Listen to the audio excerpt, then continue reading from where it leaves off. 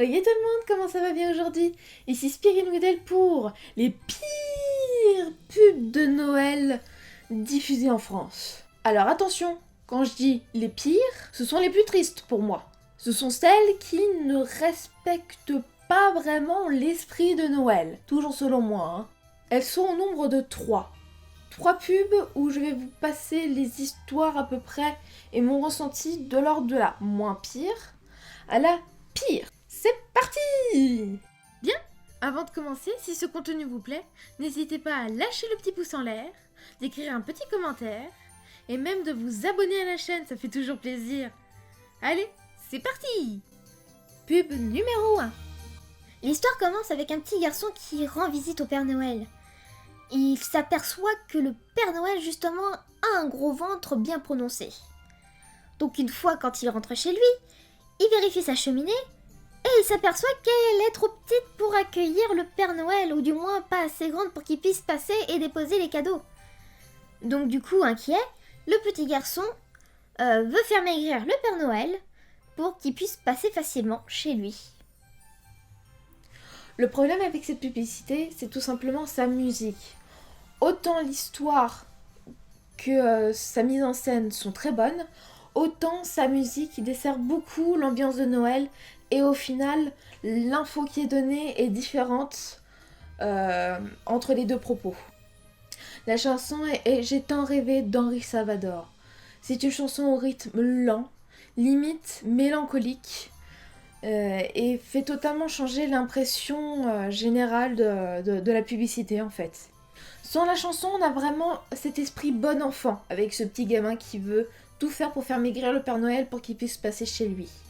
Cependant, avec la chanson, nous avons beaucoup plus l'impression d'entendre les souvenirs d'un homme âgé qui a bien vécu sa vie et qui au final se remémore de ses rêves, de ses souvenirs d'enfant à Noël, voulant justement que le Père Noël passe. Et ça donne du coup cette sensation de mélancolie, car on a l'impression que cet homme, en grandissant, il a perdu tout rêve et tout esprit d'innocence, et qu'il croit plus en rien, et que quelque part il est très fatigué et qu'il se remémore de tout ça, et qu'au final c'est très triste, c'est très mélancolique, c'est très... Non, franchement, on aurait pu trouver autre chose comme chanson. Sincèrement, pour régler ce problème, je pense qu'il faut vraiment changer la musique et l'ambiance de cette publicité. Tout simplement avec une musique beaucoup plus dynamique, qui permette du coup à une ambiance beaucoup plus bon enfant, justement, un esprit de Noël qui est beaucoup plus présente, que là où on a l'impression de ressasser les souvenirs d'un homme déprimé. Pub numéro 2. Ici, nous allons suivre l'évolution d'une famille à chaque repas de Noël. D'une père, d'une mère et des enfants, nous finissons avec des parents vieillis, devenus pépé et mémé.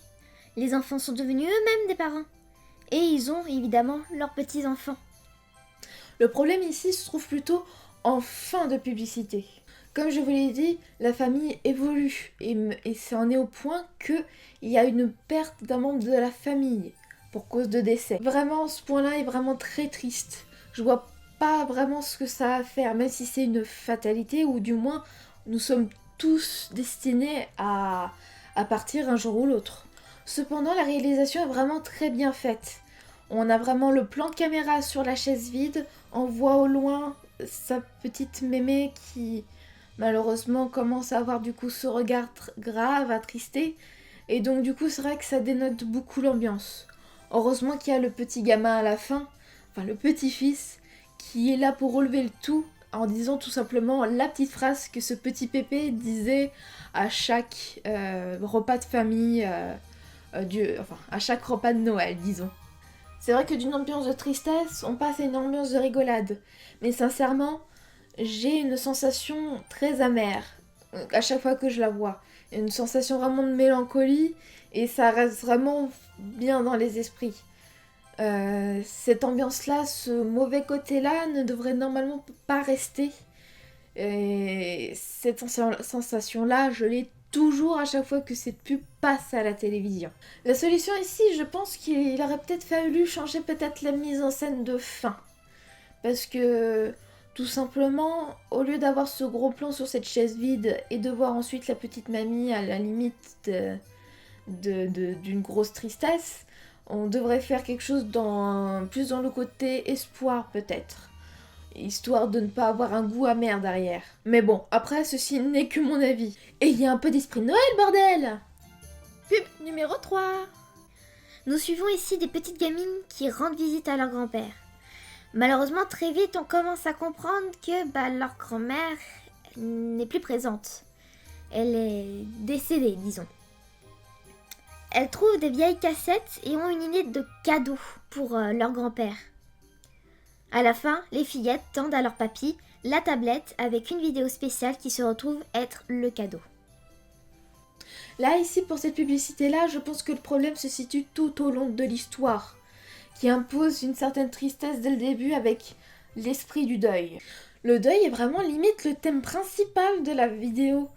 On a les petites gamines qui demandent à leur mère si leur grand-père va mieux depuis la disparition.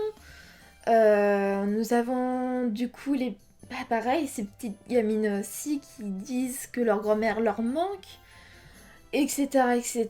Je trouve ça vraiment très triste. Et ce sont des éléments qui sont là tout le long de la vidéo. Et donc du coup, c'est vrai que cette ambiance-là, assez... comme je me répète, assez triste, et là est imposée et limite ne part pas. Et sincèrement, je trouve que les acteurs jouent très bien leur rôle. Ils ont été très bien choisis. Pourquoi me direz-vous que je passe du coq à l'âne comme ça? C'est parce que justement, la vidéo spéciale que offrent les gamines au grand-père, c'est tout simplement une vidéo qui retrace sa vie, à lui comme à sa femme.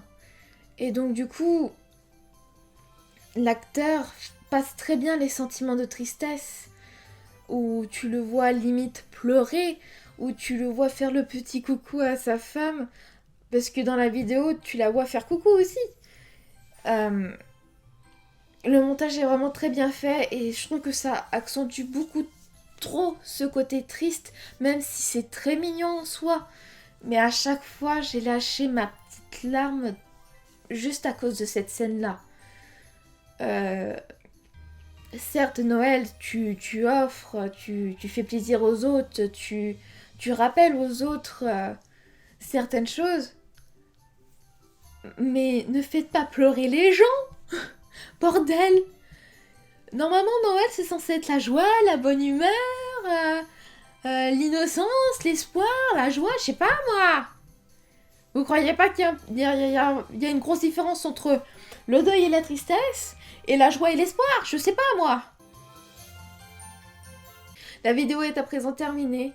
Je vous dis à très bientôt pour de futures vidéos. Bye bye. N'oubliez pas que vous avez également les réseaux sociaux dans la description.